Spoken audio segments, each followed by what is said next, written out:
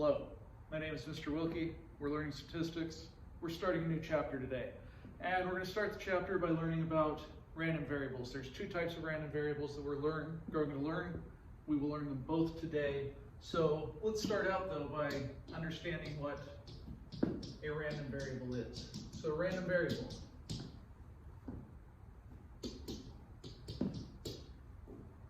takes numerical values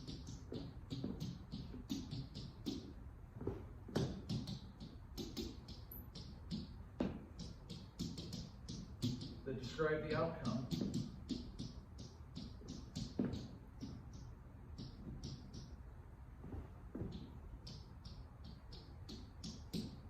of a random process.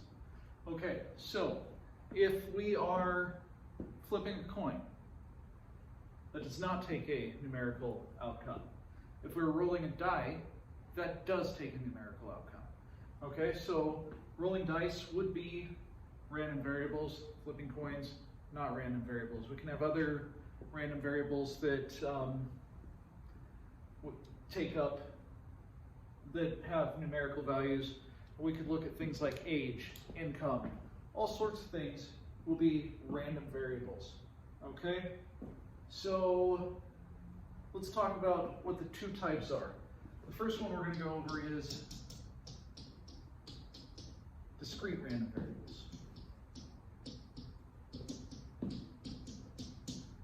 So discrete random variables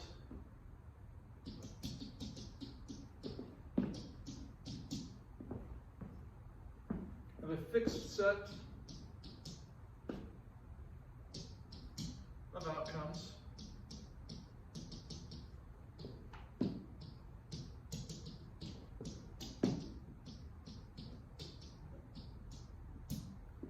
with gaps in between them. Okay? So I mean, you can think of it as integers, but it's not necessarily integers because, I mean, we could have money is a random variable and that goes to 2 decimal places. So we like to think of it as countable. Okay? So discrete random variables, gaps in between them, you know, it goes from 1 to 2, that's a whole bunch of gaps in between, right? 1.000, however many, 1 to 1.999, almost repeating, but not quite, because that'd be 2. Okay, fixed set of outcomes with gaps in between them. It's a random variable. All right, now we can take these and we can make what's called a probability distribution.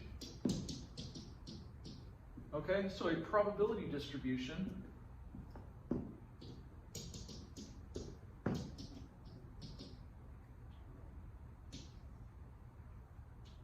gives the values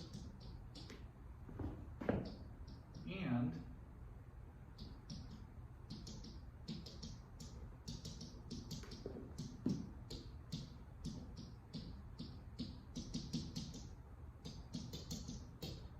their individual probabilities. Okay? So, important to note about probability distributions.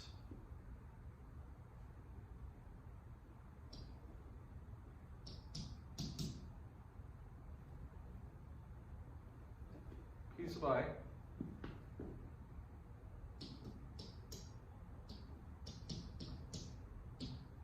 is the individual probability, okay? So each individual probability is between 0 and 1, and the sum of all of them has to equal 1. Okay? So it's basically it's the sample space, right? It's what's possible.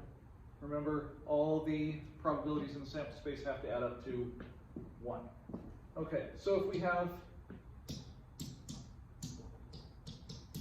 a 6-sided die, the possible outcomes are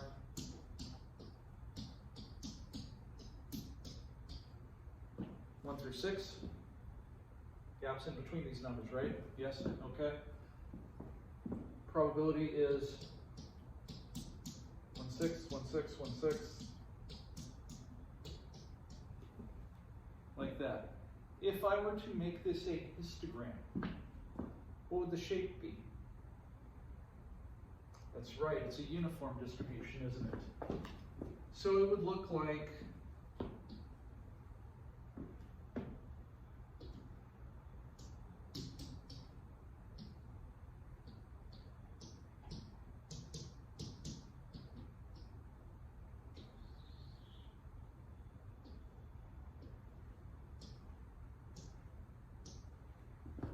that, right? It's a uniform distribution. There's our histogram, okay? So what's the probability that I roll a 2? It's 1/6. Can I use this in other ways? What's the probability that I get something greater than a 4? Well, look at what's greater than a 4. 1/6 plus 1/6, 2/6, or 1/3. Okay? If I look at the graph, that's 1/3 of the graph. See how it works? Okay, cool. All right. What if it were 2 dice? 2 dice. What are the possible outcomes when we're rolling 2 dice and finding their sum?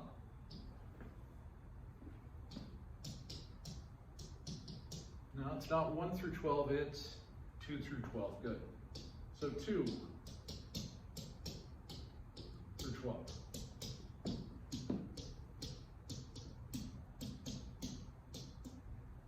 Does anybody already know any of these probabilities? Well, let's think about how to do it. First, how many ways can 2 dice land? Well, the first one can land 1 way, the second one can land the first one can land 6 ways, the second one can land 6 ways. 6 times 6 is 36.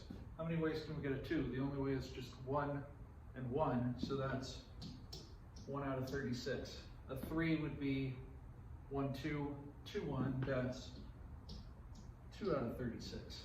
4 would be 1, 3, 2, 2, 3, 1. And we're just going to keep going up.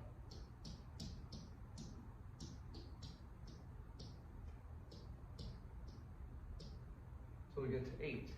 8 we've got, I can't roll a 1 and something else to get an 8, right? So 2, 6, 3, 5, 4, 4, 5, 3, 6, 2, that's 5 out of 36. Hey, it's just going to go back down.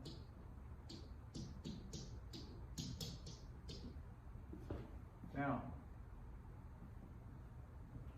does all that add up to 1? It's better, right? And it does. Okay? 1 plus 2 plus 3 plus 4 is 10, 10, 10, 6, 36. Okay. Right? 1 through 4 is 10, 5 and 5 is 10, 4 through 1 is 10, and 6 is 36. All right, so if I'm going to graph this, what's the shape going to be? Symmetric single peaked, right? Is it normal? Not quite, but it's symmetric single peaked. So we've got, this is 6 out of 36. So 2, 3,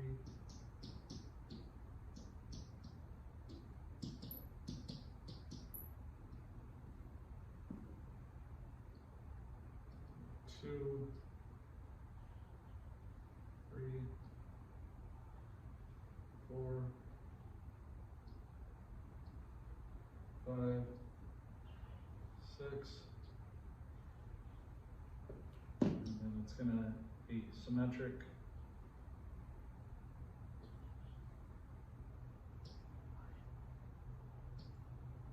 Single peaked, like that. Okay? Can I use this to find probabilities? Sure, or use this either way. What's the probability that it's greater than 10? Well, 3 out of 36. What's the probability that, well, there's a game called craps. The way to win craps is you roll a 7 or 11 on the come out roll, on your first roll. So what's the probability you do that? 6 plus 2 is 8 out of 36. You lose if you get 2, 3, or 12 on your first roll. 1, 2, 1, 4 out of 36. You win twice as much as you lose. Well, there's other ways to lose. In fact, there's 4, 5, 6, 8, 9, 10. You got to do a whole bunch of things. It's kind of an interesting game. All right. Anyway, that's a histogram, the shape here, symmetric single peaked. Uniform, symmetric. Okay? We understand the difference. Cool. Let's talk about what's called the expected value.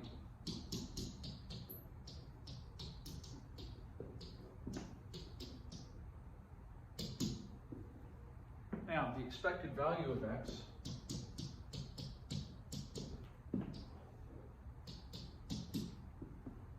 is equal to the mean of x, which is the sum of each individual x times its probability. Now, does it make sense that we would end up with an average of 7 when we roll 2 dice? What do you think our average would be here? 3.5? Well, let's find out. So I've got 1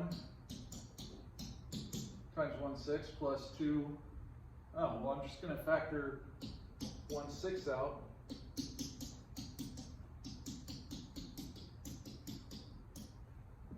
Did I get that? Does that make sense? Good. Add these up. 10, 15, 21 over 6, which is 3.5. Does it make sense that if I'm rolling 2 dice, the average sum would be 3.5 plus 3.5, which is 7? That does make sense, doesn't it? All right. So here, I can factor out 1 over 36, and I'm going to just multiply each number by the numerator. So it's going to be 2 plus 6, 12 plus 20 plus 30 plus 42 plus 40 plus 36 plus 30 plus 22 plus 12. Add all those up, and I'm going to end up with 7.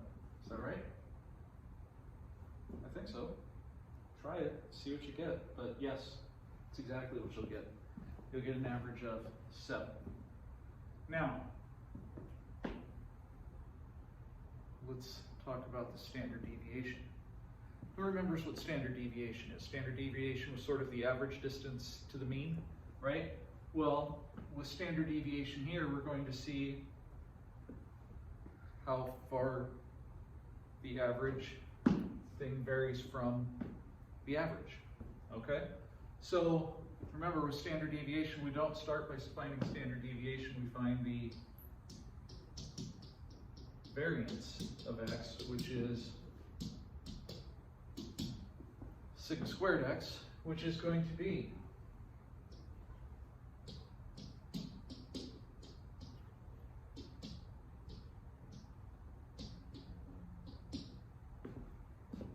each individual minus the mean squared times its probability. Highly recommend, if you want to work this out by hand, put it in a list on your calculator. Okay? So I could put 2 through 12, right? In L1, 2 through 12. I could put the probabilities in L2. Okay? And then I could just say L1 minus 7 squared times L2. Sum my whole list up, and there it is. Okay? Now, who can tell me what standard deviation formula is going to be? Standard deviation. Anybody know? Of course you do. It's just the square root of that, right?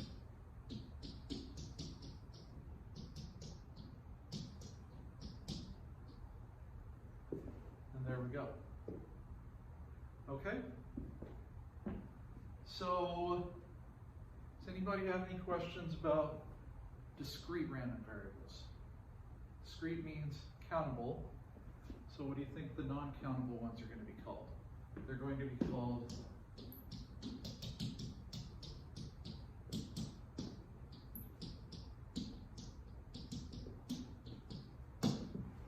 continuous random variables.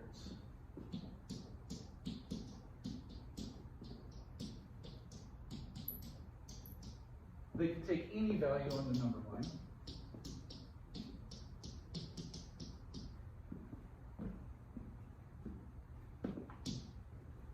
Okay? So when we find the probability of a continuous random variable, the probability at any given point would be 0.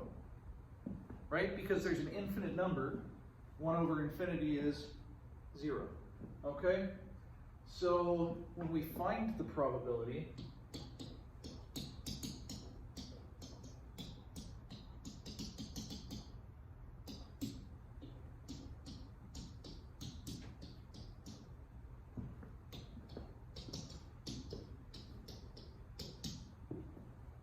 so let's think about this, okay?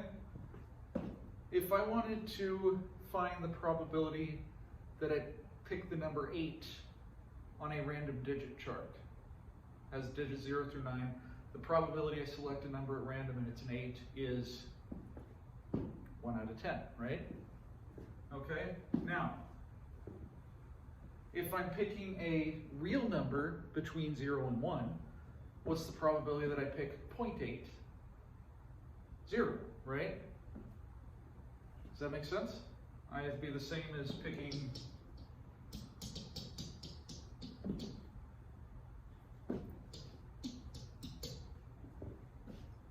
that was my phone number in June. No, I'm just kidding. Anyway, so why? We know we're not going to pick that. The probability of picking 0.8 is just the same. It's 0. You're not going to pick that at random either. You're going to pick something that goes on forever, and you'd never pick it twice because the probability of it happening is 0, right? Because there's infinite possibilities. 1 over infinity is 0. But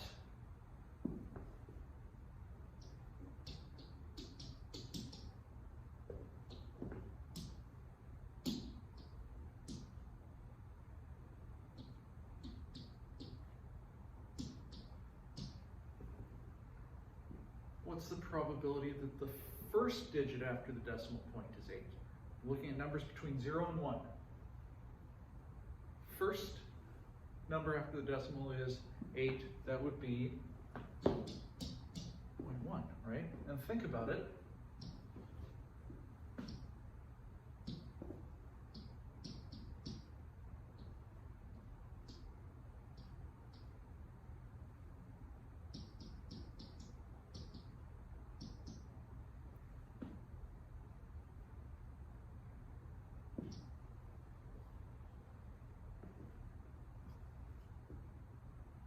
Now, that's probably should look more square, right? The area under the curve is 1, right? So, what's the area from here to here? 0.1, 10%. There it is. Now,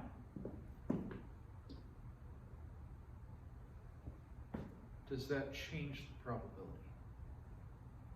No, because the probability of it being 0.9 is 0. Okay? Do we see how this works with this? So if it's a uniform distribution, it's really easy to find the area because it's a rectangle. What if it's a normal distribution? What if I said,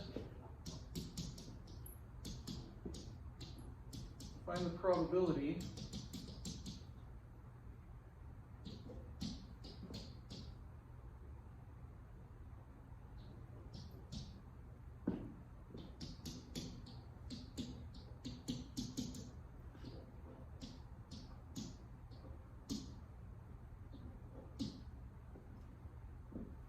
test is normal with mean 73 and standard deviation 8.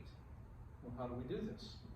Let's find the probability that x is greater than 80. We'll remember how to do normal distributions. 73. That'd be 81. 1, right? So 80 is about here.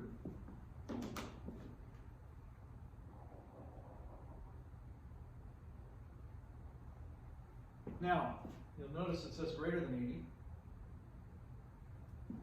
80. So this is 80. Can it equal 80? It doesn't matter because the probability of it being 80 is 0. Now, this is assuming it's continuous, right? Clearly, most tests we take are discrete, but if we're assuming it's continuous, then the fact that it's an 80 doesn't matter.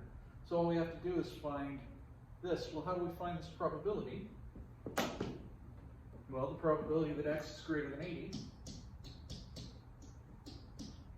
is equal to the probability that z is